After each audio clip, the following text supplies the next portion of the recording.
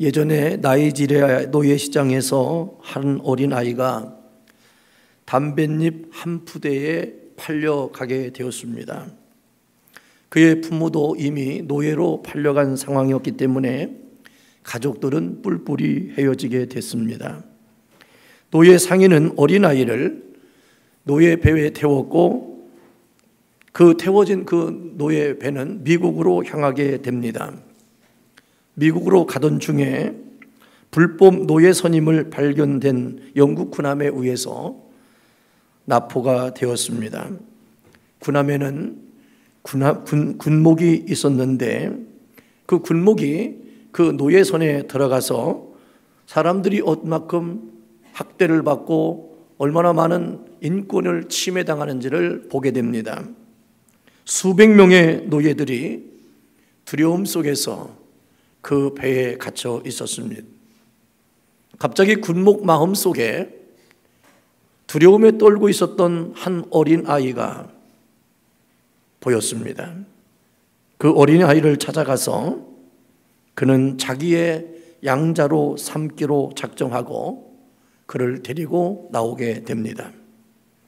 그래서 본국으로 돌아가서 그는 철저하게 신앙 교육을 시키고 교육을 정상적으로 시키게 됩니다. 그 후 30년이 지난 어느 날 나이지리아의 교회에 최초의 감독 취임 예배를 드리게 되었습니다. 취임하는 감독은 세계적 성경학자였으며 나이지리아의 민족의 지도자였던 사무엘 크루우더라고 하는 목사였습니다. 그는 30년 전 노예선에서 군목에게 양자로 선택을 받았던 그 어린 아이였습니다. 세상에서 가장 불행했던 한 어린 아이가 양부모를 잘 만남으로 인해서 가장 위대한 사람으로 성장하게 되었다는 것입니다. 이처럼 한 어린 아이의 인생이 어른들이 어떻게 대하여 가르치냐에 따라서 그의 인생이 달라집니다. 우리는 이 땅에 태어나는 모든 사람들은 동일합니다. 그러나 태어난 이후부터 그의 삶의 울타리가 어떠냐, 그가 직면하고 있는 삶의 어떤 자리 속에서 거하고 있느냐에 따라서 나머지 인생을 결정지게 되는 것입니다.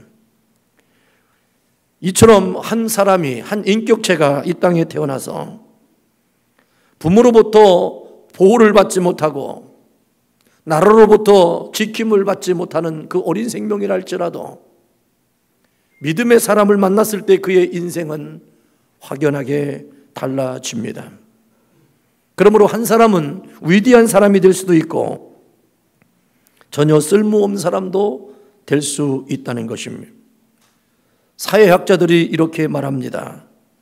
지나간 19세기는 여성을 발견한 세기라면 20세기에는 어린 아이를 발견하는 세기요, 21세기는 노인을 발견하는 세계가 될 것이라고 예측을 하고, 지금도 21세기를 살아가는 우리들에게는 노인의 문제가 국가의 문제요, 사회의 문제입니다. 이제는 노인들의 문제를 가지고 어떻게 사회를, 국가를 운영하느냐에 대해서 상당한 문제를 갖고 있습니다. 경제도 마찬가지입니다. 이제는 노인 인구가 많아지면서 그들에 대한 대책을 세워나가는 것이 중요한 것입니다. 이제는 이 어린아이나 이제는 장년의 어른들이나 또 여성이라고 하는 것을 우리가 사회적인 통념적 가치로 우리가 어떻게 해석하고 이해하느냐에 따라서 우리의 삶의 방향이 여러 가지로 나뉘게 된다는 것을 알게 됩니다. 예수님께서 공생의 마지막이 가까우던 어느 날 갈릴리 가버나움으로 오시던 도중에 제자들 사이에서 주고받는 대화의 소리가 들렸습니다.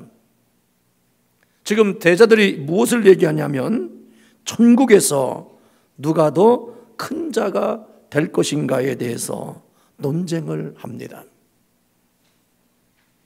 천국에서 큰 자가 누가 될 것인가? 이러한 논쟁으로 걸어가고 있는 얘기를 할 때 예수님은 제자들에게 천국 백성의 자격을 가르치기 위해서 샘플을 제공하는데 어린 아이를 불러 세워놓고 제자들에게 교훈을 합니다. 어린 아이를 통한 천국 백성관을 깨닫게 한 것입니다. 천국에서 큰 자는 돌이키는 자라고 얘기합니다. 여기서 이 돌이킨다고 하는 말은 원어상으로 회개하는 자를 얘기합니다. 즉 어린아이가 있는 곳에 잘못에 대한 뉘우침과 돌아섬이 있기 때문입니다. 그러므로 우리는 뉘우침과 돌아섬이라고 하는 거룩함을 우리는 날마다 삶의 자리 속에, 내 인생 속에 적용해야만 되는 겁니다. 다 된 줄로 아는 자는 넘어질까 조심하라고 말씀하셨습니다. 옛날에 대구 근교에 아주 자그마한 마을이 있었습니다. 이 마을에 소작을 일하는 한 부부가 있었는데 이 부부는 학교를 다닌 적이 없습니다. 두 내외가 학교를 다닌 적이 없습니다. 그래서 일자 무식합니다. 그래서 어떻게 하면 내 자식들은 나처럼 이렇게 못 배워서 어렵게 살게 할 수는 없다고 생각해서 이 내외가 마음을 결단하고 우리가 열심히 애쓰고 노력해서 아들 하나를 대구로 유학을 내보냈습니다. 중학교 때 유학을 보낸 거예요. 그래서 그 한 아이를 키우기 위해서 얼마나 많은 애를 썼는지 모릅니다. 이 아이가 1학년 8반이었습니다. 한 학년을 마치고 성적표를 받게 됐습니다. 성적표를 받는 순간 그는 68명 중에 68등이었습니다. 자기 어머니 아버지가 자기를 유학을 보내고 어떻게 자기를 위해서 헌신했는지를 알기 때문에 이는 충격을 받았습니다. 이 성적을 가지고 어머니 아버지에게 보일 자신이 없어서 이가 고민하다가 68대 1이라고 하는 것으로 바꿔놨습니다. 그래서 68명 중에 1등 한 것으로 문서를 위조했습니다. 왜냐하면 우리 어머니 아버지는 보아도 읽을 수 없고 누군가에게 물어보면 그렇게 잘 설명해 줄 것이라고 하는 생각 때문에 바로 그렇게 고쳐서 아버지에게 성적표를 보여드렸습니다. 그때 아버지는 너무너무 기뻐했습니다. 어머니는 춤을 추듯이 동네 사람들에게 자랑합니다. 시골에서 대구로 유학 간 것이 처음이었기 때문에 그 동네 사람들이 1등 했다고 하는 그 애의 얼굴을 보고 싶어서 동네 사람들이 다 모였습니다. 예전에는 이렇게 공부를 하고 돌아오면 책거리라고 하는 것이 있었습니다. 옛날에 서당에서 책을 띄면 그 부모님이 동네 사람과 서당님에게, 선생님에게 떡을 해서 바쳐서 기쁨을 나누는 책거리라고 하는 게 있어요. 그래서 이 동네 사람들이 이 아버지에게 요청합니다. 당신네 같은 아들이 대구에 나가서 도시에 나가서 1등 했는데 어떻게 책거리를 안 하냐, 잔치를 베풀라라고 얘기했습니다. 그때 그 아버지가 너무나 기쁜 나머지 그 집에는 재산 목록 1호가 뭐냐면 돼지였습니다. 왜냐하면 돼지는 새끼를 많이 낳아요. 자주 낳아요. 그래서 이 돼지를 길러서 새끼를 낳아서 그걸 팔아가지고 아들의 유학비를 제공했던 거예요. 그런데 아버지는 그 기쁨을 감당하지 못해서 바로 이 돼지를 잡는 겁니다. 돼지를 잡는데 돼지가 얼마나 소리를 지르는지 모릅니다. 그때 이 어린아이는 충격을 받았습니다. 자기가 아버지를 속였다는 거. 그리고 아버지는 그 기쁨을 이기지 못해서 집안의 재산 목록이었던 돼지 한 마리를 기꺼이 잡아서 잔치를 베푸는 그 아버지의 모습을 보면서 자기는 얼굴을 들 수가 없고 죽고 싶은 심정으로 냇가에 가서 빠져 죽으려고 뛰어들어갔어요. 물속에 들어가서 코를 막고 숨 안 쉬려고 했는데 숨이 안 쉬는 게 두려우니까 또 나와서 또 들어가고 나와고 죽고 싶은데 죽어지지가 않는 거예요. 그 냇가에 가서 그렇게 한참을 헤매고 있을 때 아버지가 찾아왔습니다. 동네 사람들은 잔치를 다 끝나고 돌아갔고 아버지가 돌아와서 네가 왜 여기서 이렇게 있느냐고 하면서 아들을 데리고 집에 가서 남겨진 고기를 먹이면서 앞으로 더 열심히 공부를 잘하라고 말씀을 하셨습니다. 그가 17년이 지났습니다. 그때 이는 결단했어요. 자기가 같이 거짓말하고 자기가 같이 속인 아버지가 알면서도 어떻게 이렇게 재산 목록 1호를 잡으며 자기를 그렇게 애워싸고 사랑하시는 그 아버지의 마음을 헤아려서 이는 공부하기 시작합니다. 그래서 45세에 그는 대학교 교수가 되고 경북대학교 총장이 됩니다. 그 사람의 이름이 박찬석이라고 하는 간증의 내용입니다. 그가 47세가 돼서 이제 아버지와 어머니를 자기 집으로 모시고 왔습니다. 그러면서 그때 있었던 일을 되새기면서 아버지에게 어머니에게 이렇게 말합니다. 아버지 있잖아요. 제가 옛날에 중학교 1학년 때 성적표를 갖다 드리고 68등 8명 중에 라고 하는 말을 할 때 아버지가 말을 멈추게 했습니다. 말을 멈추게 하면서 아버지가 이렇게 얘기했습니다. 얘야, 알고 있었단다. 그만하거라. 내 손자가 들으라. 이 말을 하고 끝냈습니다. 이 박찬석 총장이 이렇게 고백합니다. 교수인 나는, 총장이 되어진 지금 나는 그때 아버지가 왜 그렇게 하셨는지 헤아릴 수가 없다. 이거는 지식으로 아는 것이 아닙니다. 알면서도 속아줄 수 있는 것이 넉넉한 부모의 마음입니다.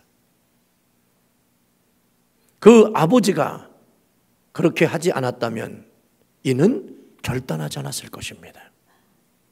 그는 지금 자기가 어떤 사람이 됐을지는 예측할 수 없다라고 얘기했습니다. 기꺼이 거짓말하는 아들을 위하여 재산 목록 1호를 잡을 수 있는 그 아버지의 사랑이 지금 자신을 이렇게 만들어 주셨다라고 말하고 있습니다. 이것이 바로 우리의 삶이 아닙니까?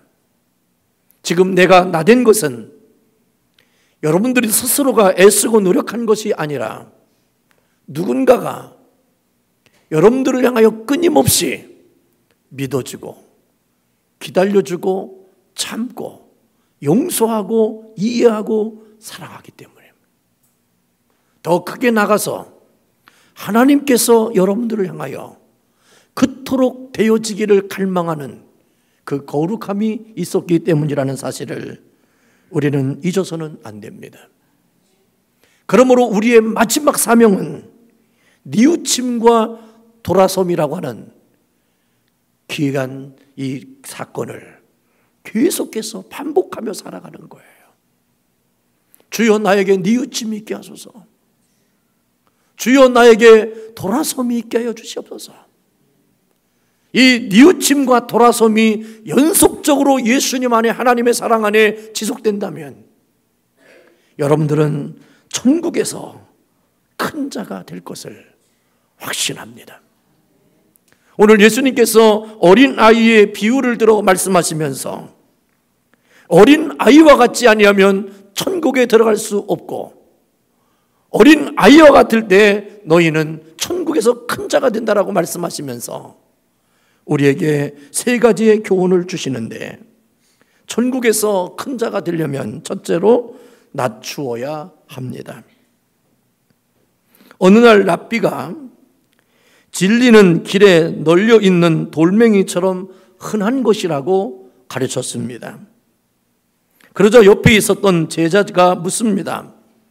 선생님, 그렇게 흔한 것인데 왜 사람들은 진리를 터득하지 못합니까?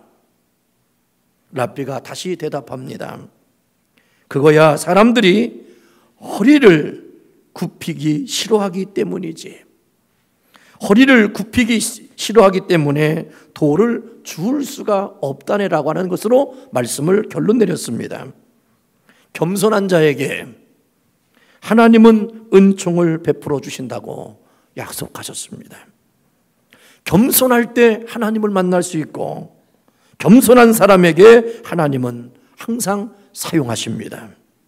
그래서 오늘 본문 말씀 4절에 보면 그러므로 누구든지 이 어린아이와 같이 자기를 낮추는 사람이 천국에서 큰 자니라. 낮춘다라고 하는 이 말은 헬라어로 타베이노라고 하는 말을 씁니다. 타베이노라고 하는 말은 단순한 의미의 겸손이 아니라 멸시와 천대와 굴욕을 당하면서까지도 겸손함을 유지할 수 있는 것을 의미합니다. 내가 어떤 인격체 앞에, 내가 어떤 상황 앞에 나를 낮추는 것이 성경에서 이야기하는 낮추라고 하는 것과 겸손이라는 단어가 아닙니다. 내가 아무리 옳은 것을 하고 진실된 것을 하고 정의로운 것을 하고 내가 희생하며 진정성을 가지고 섬김의 삶을 살 때 아무도 그것을 이해하지 못하고 그것에 대해서 오해하고 나쁜 말로 저하평가하고 비아냥거리고 해방하는 일을 당한다 할지라도, 천대와 무시를 당한다 할지라도 굴욕감에 빠지지 않고 그 길을 묵묵히 걸어가는 사람을 얘기하는 것입니다. 자기를 낮추는 사람은 진리를 행하면서 진리를 알지 못하는 사람들로부터 수모와 멸시를 당하는 것을 도리어 기뻐하는 상태를 의미합니다. 모욕과 조롱을 받고 십자가를 지신 예수님의 길을 그대로 따라가는 모습입니다. 같아지지 마십시오. 예수의 이름으로 사는 사람은 그렇지 못한 사람과 같아질 수가 없는 거예요. 복음을 위해 고난과 핍박의 길을 걷는 것이 자기를 낮추는 삶입니다. 자신을 낮추는 자는 자신을 죄인으로 생각하고 죄를 회개함으로 하나님의 은혜를 받기를 사모하는 사람입니다. 교만한 자는 반드시 망하게 되어 있고 넘어지게 되어 있습니다. 예수님께서 태어나신 베들레헴 예배당에 들어가는 문은 아주 작아서 서서는 들어갈 수 없는 문입니다. 반드시 베들레헴의 예배당은 고개를 수그려야만 들어가는 성전입니다. 그래서 이 문을 겸손의 문이라고 부릅니다.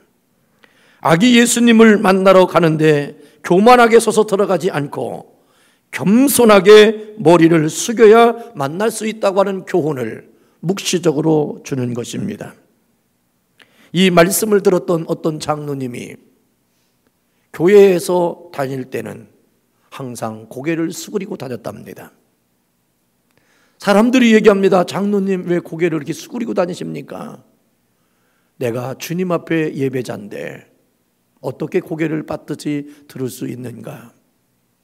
항상 고개를 수그리며 교회 안에서 움직였습니다.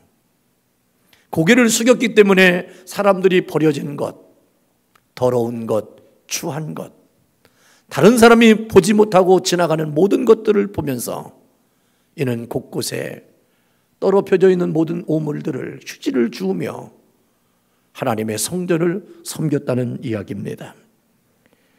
여러분, 어린아이처럼 낮추어야 갈등과 문제가 해결될 수 있습니다. 자기를 낮출 때 가정과 교회에 평화가 올 수 있습니다. 자신을 낮추는 삶을 살 때 하나님께서 반드시 높여주십니다. 자신을 낮춤으로 천국에서 큰 자가 되어지는 여러분들의 영혼 되기를 주의 이름으로 축원합니다. 둘째로, 천국에서 큰 자는 영접하여야 합니다. 어떤 사람이 지혜로운 사람을 찾아가 제자가 되었습니다. 3년을 지났는데도 불구하고 진리를 가르쳐주지 아니하고 밤낮 청소만 시켰습니다. 청소만 시키는 제자가, 스승에 대해서 제자가 화가 났어요. 그래서 하루는 스승에게 찾아가서 이렇게 따집니다. 스승님, 이제 3년이 지났는데 무엇인가 가르쳐 줘야 될 것이 아닙니까? 왜 나에게 청소만 밤낮 시키십니까? 라고 항의를 했습니다. 이 질문을 들었던 선생님이 이렇게 얘기합니다. 저기 돌벽 밖에 엄청난 많은 금괴가 있다고 하자. 돌벽을 막아두었으니 어떻게 돌벽 뒤에 있는 금괴를 가져올 수 있겠느냐라고 했을 때 이 제자가 이렇게 대답합니다. 그거야 다이너마이트로 저 돌벽을 깨서 폭파시켜서 무너뜨리고 금괴를 가져오면 되지요. 그래, 그렇게 하면 되겠지. 그러면 한 가지만 더 질문하겠다. 독수리 알이 있는데 그 안에 있는 생명을 꺼내려면 어떻게 해야 되겠는가? 제자가 고민하기 시작합니다. 독수리 알이 있어요.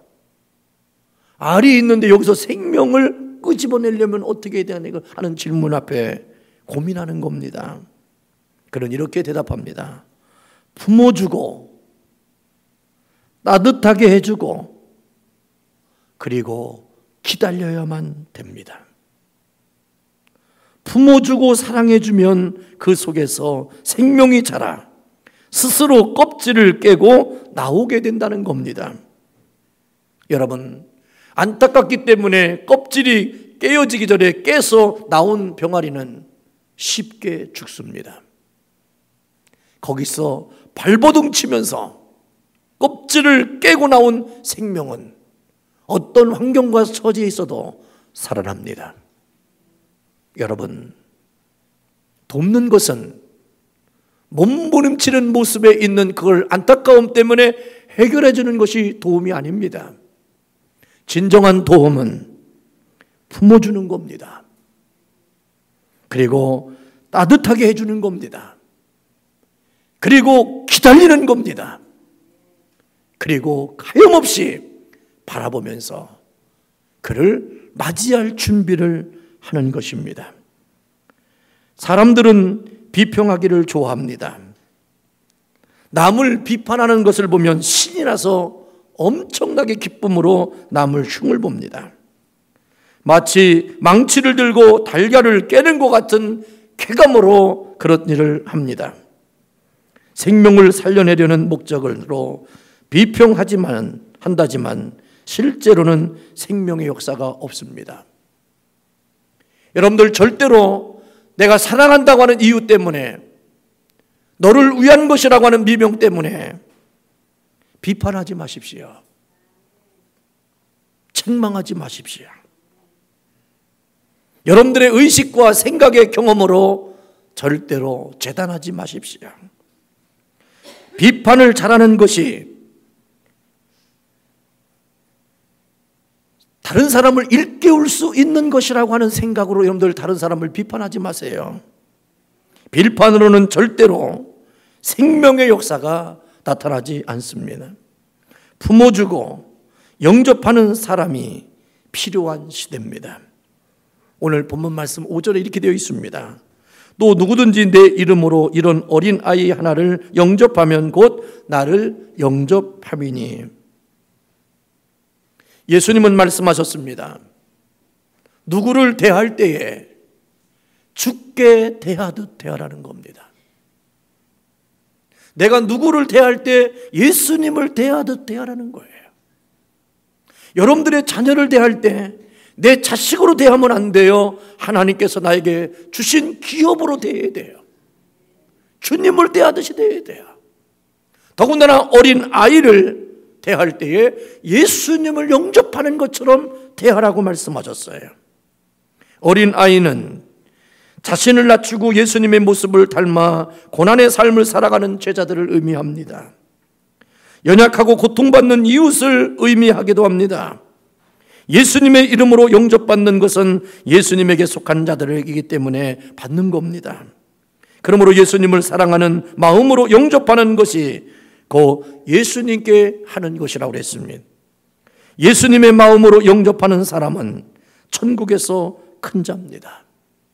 그러므로 누구를 대하든 무엇을 하든 예수님을 향한 마음으로 하는 것이 영접의 모습이라는 것입니다. 어린 아이와 같은 약한 사람들을 외면하고 경멸하면 하나님의 심판을 받아 자신이 초라해집니다. 사람은 언제 어떻게 바뀔는지 아무도 모릅니다. 그래서 이 세상에서 가장 무서운 사람이 누군지 아십니까? 배우는 사람입니다. 가장 무서운 존재가 아닌 사람이 뭔지 아십니까? 자기가 옳다고만 주장하는 사람입니다. 그런 사람은 하나도 안 무서워요. 그래서 한 권의 책만을 잡고 사는 사람은 무서움의 존재가 아니라는 겁니다. 그러나 수도 없는 책을 읽어내는 사람은 그는 어떠한 사람이 될지는 모르기 때문에 우리는 그를 존경하는 것입니다. 옛날에 그래서 학생이라고 하는 그 이름 앞에는 다 용서가 된다는 말이 있습니다. 여러분, 배우기를 포기하지 마십시오. 여러분들의 생각을 고정시키는 것으로 여러분들의 인생을 결론 짓지 마십시오. 나이가 많기 때문에 늙은 것이 아닙니다. 배움의 자세, 맞이할 수 있는 영접되어진 마음이 갖춰질 때부터 나는 아무것도 생산할 수 없는 자가 된다는 것입니다. 그러므로 사람들을 사랑하고 위로하고 격려하고 배려하고 나누고 섬기는 삶을 살 때 행복이 있고 존경받고 하나님이 그에게 또 다른 놀라운 일들을 맡기신다는 사실을 기억해야 됩니다. 성경은 말합니다. 욕심을 부리고 빼앗고 나누지 못해도 결국은 빼앗기고 잃어버리는 것이 세상 사라는 것입니다. 후회와 고통만 남습니다. 어린 아이와 같은 어려운 사람들을 여러분들 영접하시고 그들에게 다가가는 여러분들의 삶이 되기를 주의 이름으로 축원합니다. 성경에서 영접하라는 말은 새 성경에서는 뭐라고 표현했냐면 환영하라고 그랬습니다. 어린 아이를 영접하여 천국에서 큰 자가 되시길 바랍니다. 영혼을 사랑하는 마음으로 많은 사람들을 영접하시길 바랍니다. 방황하는 사람들을 예수님의 이름으로 영접하시기를 바랍니다. 예수님이 기적을 행하고 오병이어의 기적을 행하고 많은 사람들이 예수님을 왕으로 추대하고 자기의 집으로 모시려고 할 때 예수님은 그들과 함께 하지 않았습니다. 바로 문둥병에 걸려있던 그 집에 갔습니다. 아무도 찾지 않는 사람, 아무도 가까이 하지 않는 사람, 예수님은 그들에게 다가섰습니다. 베드로도 마찬가지였습니다. 베드로는 능력의 사도였습니다. 베드로는 손만 대면 놀라운 기적의 역사가 있었고 예수님의 사도로서 거룩한 이름을 부를 때마다 놀라운 기적들이 일어났습니다. 그렇지만 베드로가 머무는 곳은 비장 시몬의 집에 머물렀습니다. 여러분들의 몸이 주님이 기뻐하는 곳에 있을 때 여러분들은 하나님의 사람으로 거듭나는 거예요. 내가 영접해야 될 대상이 누굽니까? 우리 체육도 집사님 아까 기도하셨습니다. 내가 마음으로 전해야 될 사람, 내가 마음을 주어야 될 사람, 내가 무덤해야 될 사람, 내 따스한 손을 잡아줄 사람, 내가 동행해 줘야 되고 함께 울어주고 같이 있어야 될 사람이 누굽니까? 우리는 욕망이 있기 때문에 나보다 더 나은 사람, 나보다 더 어떤 포지션에 있는 사람에 대한 가까움이 있을 거예요. 우리 자녀들에게 늘 뭐라고 얘기합니까? 네 친구가 누구니? 네 친구의 부모는 뭐 하는 사람이니? 네 친구는 몇 등 하니? 저는 어릴 때 수도 없이 들었던 얘기입니다. 저는 우리 부모님이 그렇게 얘기하는 것에 대해서 감동을 받은 적이 없습니다.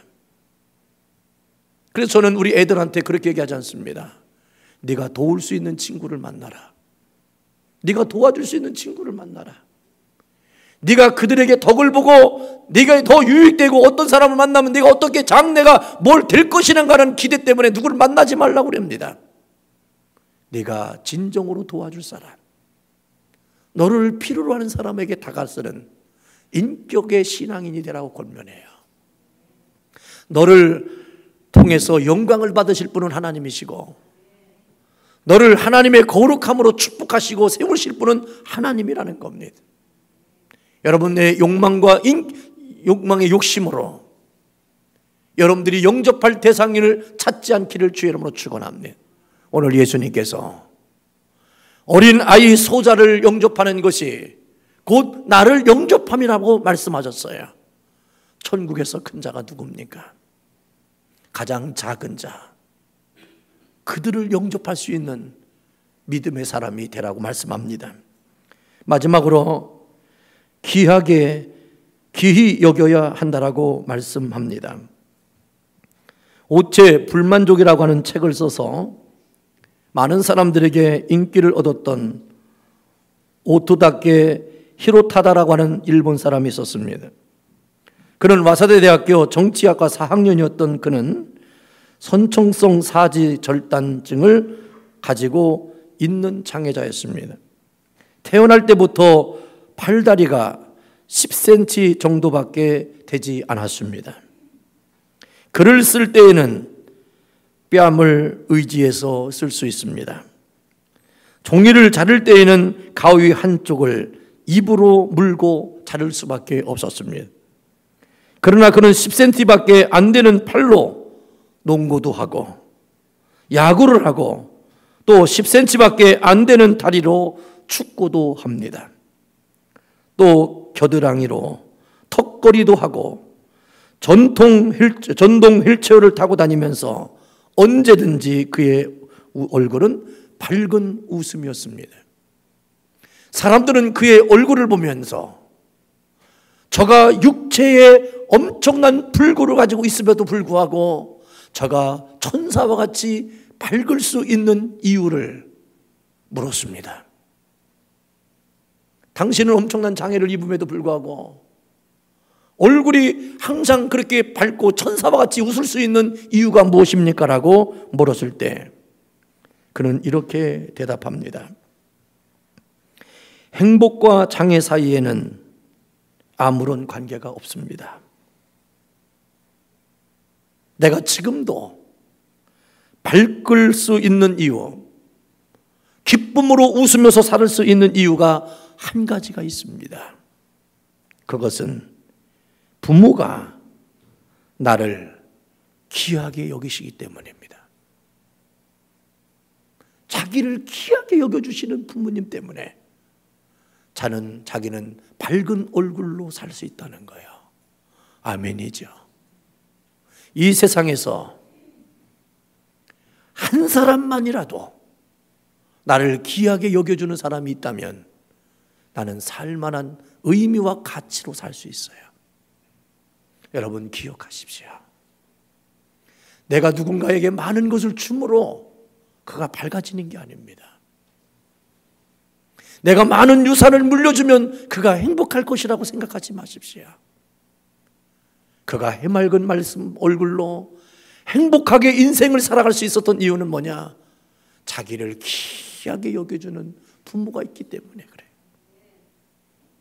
다른 사람들은 자기를 동정합니다. 어떻게 저런 모습으로 살 수 있을까? 참 안됐다, 기특하다, 참 용감하다, 대단하다 이런 말로 다 표현해요.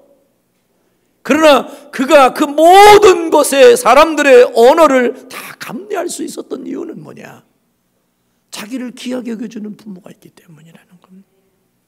오늘 본문 말씀 10절에 이렇게 되어 있습니다. 삼가 이 작은 자 중에 하나도 업신여기지 말라. 너희에게 말하노니 저희 천사들이 하늘에서 하늘에 계신 내 아버지의 얼굴을 항상 배웁느니라. 비록 세상에서 미약하게 보이는 존재일지라도 하나님의 백성은 하나님의 사랑을 받고 있는 존재임을 알라는 겁니다. 여러분, 우리는 누구도 비교할 수 없는 하나님의 거룩한 보배로운 존재입니다. 여러분들 누구와 비교하려고 합니까? 여러분들 누구의 삶과 여러분들의 삶을 대조하려고 합니까? 성경은 절대로 우리를 비교의 대상으로 여기지 않았습니다. 어거스틴이 거듭난 다음에 하나님 앞에 엎드려 이렇게 눈물로 호소합니다. 하나님, 나같이 엄청난 죄를 범한 나가 주님 앞에 사랑받을 수 있는 존재입니까? 라고 통곡하며 기도할 때 주의 음성이 들렸습니다. 나는 너를 사랑하는데 너의 존재는 이 세상에 한 명밖에 없는 인간의 존재로 나는 너를 대한다는 겁니다. 하나님은 어거스틴을 대할 때 많은 사람 중에 한 사람으로 대하는 게 아니라 하나밖에 없는 인간으로 난 너를 대한다는 겁니다. 그래서 하나님의 사랑이 전적으로 너에게만 임한다는 겁니다. 여러분, 왜 형제중이 많은 가운데 부모님의 마음을 아프게 하나요? 엄마는 누구만 더 사랑해, 아빠는 누구만 더 좋아해, 그런 말 왜 하나요? 그러면 어머니 아버지들이 얘기하잖아요. 10손가락 깨물어서 안 아픈 손가락이 어디 있겠느냐. 근데 감정이 있는 나는 더 깨물 수도 있고 덜 깨물 수도 있어요. 사람의 사랑은, 마음은 나뉘어집니다. 그러나 하나님의 마음은 나뉘어지지 않습니다. 그래서 하나님께서 우리에게 말씀하시는 것은 바로 뭐냐면 절대로 업신여기지 말라는 겁니다. 여러분, 큰아들과 작은아들을 비교하지 마십시오. 걱정된다고 얘기하지 마십시오. 딸과 아들을 구별하지 마십시오. 나누지 마십시오. 여러분, 배운 사람이나 못 배운 사람이나 가진 사람이나 못 가진 사람을 나누지 마십시오. 우리가 대할 수 있는 유일한 방법은 하나밖에 없습니다. 귀하게 여기는 거예요. 업신여기지 마세요. 다 귀하게 여겨야 돼요. 이 세상에 태어난 사람으로서 귀하게 여김받지 않고 태어날 존재는 아무도 없어요. 다 귀하게 여김받아야 돼요.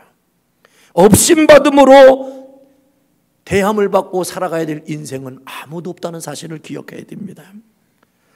중세시대 한 성당에서 찬양대원들이 성가 연습을 하고 있었어요. 쉬는 시간에 어린 아이가 지휘자 앞에 다가와서 이렇게 말합니다. 지휘자님, 내가 성가대원이 되고 싶은데 나를 성가대원으로 써주세요. 그럴 때 이 지휘자가 얘기합니다. 얘야, 여기는 어른들만 모이는 성가대원인데 네가 어린아이는 여기에 성가대원이 될 수 없단다. 네가 나중에 큰 다음에 여기 오거라 그랬어요. 그랬더니 당돌한 어린아이가 이렇게 반문합니다. 지휘자님, 하나님께서 저를 쓰시겠다고 하시네요. 아멘. 하나님께서 저를 쓰시겠다고 하시네요. 저는 하나님의 인도하심을 받고 온 사람이에요 라고 애가 얘기하는 거예요. 그래서 이 지휘자가 깜짝 놀랐어요. 그래서 그러면 성가대에 와라. 그래서 성가대에 참석을 시키고 노래를 시켰어요. 그런데 노래를 하는데 어른들이 낼 수 없는 음이 있었는데 이 아이가 그 음을 내더라는 거예요. 그래서 그때부터 이 아이는 어른들과 함께 성가대에 섰습니다. 나중에 이가 장성하여 우리가 잘 아는 것처럼 내 주는 강한 성이요라고 하는 찬송을 작사하고 작곡했습니다. 그리고 그는 더 성장해서 종교개혁자였던 마틴 루터가 되었습니다. 하나님의 뜻은 천국에서 가장 높은 자가 되게 하는 겁니다. 하나님이 쓰시겠다 하고 하나님이 인도하심을 받는다면 나는 제한되어져서는 안 되는 겁니다. 세상에서만 되기를 갈망하지 말고 하나님께 쓰임받는 자가 된다면 세상에서도 위대하게 쓰임받을 날이 반드시 올 것을 믿으시기를 바랍니다. 교회 안에 작은 곳에서 쓰임받는 것을 작게 보지 마십시오. 여기서 귀하게 쓰임받으면 나가서 또 귀하게 쓰임받는 하나님의 역사가 있게 되는 거예요. 작은 일에 충성함에 큰 일을 맡기신 하나님이에요. 교회 안에서 예수님 안에서 쓰임받는 일을 결단코 작게 여기지 마세요. 교회 안에서 플룻을 불던 뭐를 하든 쓰임받는 일은, 설거지를 하든 쓰임받는 일은 위대한 일의 시작이에요. 이것을 여러분들이 인식하고 고백하셔야 됩니다. 그러므로 천국에서 가장 큰 자가 되기 위해서는 자기를 낮추고 겸손히 있어야 합니다. 지극히 작은 자를 예수님의 이름으로 영접해야 되고 작은 자를 귀히 여기는 삶을 살아갈 때 예수님은 천국에서 큰 자라고 하는 말씀을 기억하면서 여러분들의 삶의 자리에 늘 이것이 실천화되어지는 믿음의 삶이 되기를 주님의 이름으로 축원합니다.